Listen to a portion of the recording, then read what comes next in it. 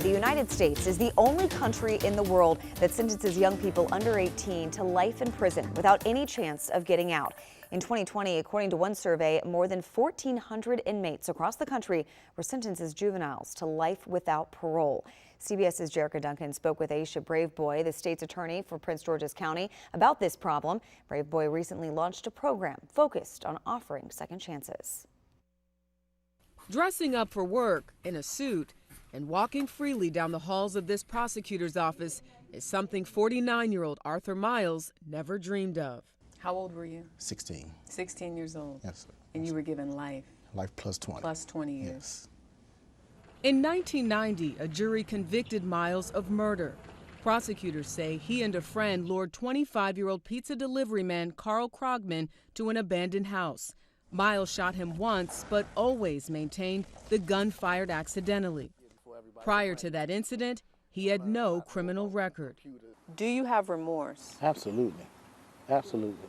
You know, back at that time, not even having the mind frame to understand the impact of what I did. I was more so in shock. For the family of the victim who take issue with you getting the second chance, what do you say to them? They have a right to feel however they want to feel. In the last 15 years, Supreme Court rulings have accepted research on adolescent brain development, noting differences in maturity and accountability compared to adults who commit serious crimes. Those rulings have led to bans in some states on life sentences without the possibility of parole for juveniles. Last year, Maryland became the 25th state in the country to ban juvenile life sentences without parole. State Attorney for Prince George's County, Maryland, Aisha Braveboy. There seems to be an attitude from many that you have to be tough on crime.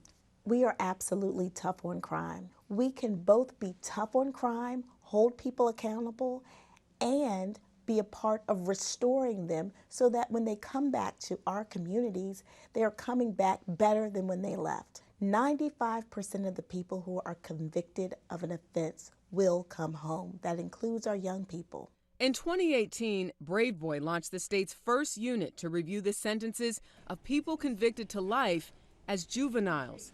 It's what allowed Arthur Miles a chance at freedom. December the 18th, 2019.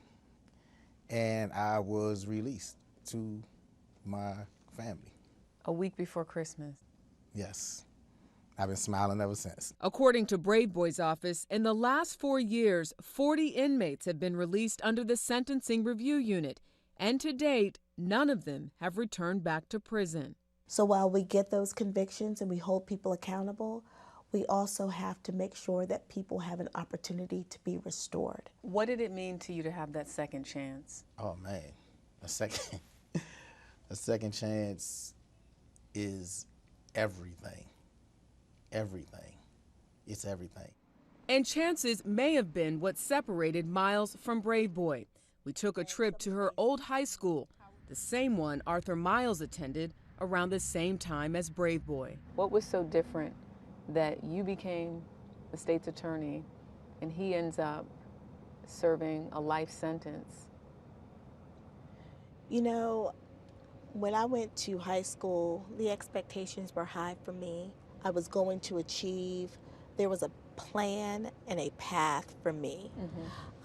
So many young people at the same time didn't necessarily have the opportunities I had.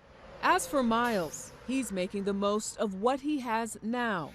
On the weekends, he cuts hair at this barbershop. It's a new life, but this one is filled with possibility. Are you still in shock? Sometimes, like when you really sit there and think about it? Yes, certain things. Like what? Life in general. Life in general. I do wake up every morning and I smile. I always did have a high spirit, but my spirit is just, it's in the clouds. And now it was a transition. When I left, I was a child, so now I'm learning the world. Jericka Duncan, CBS News, New York.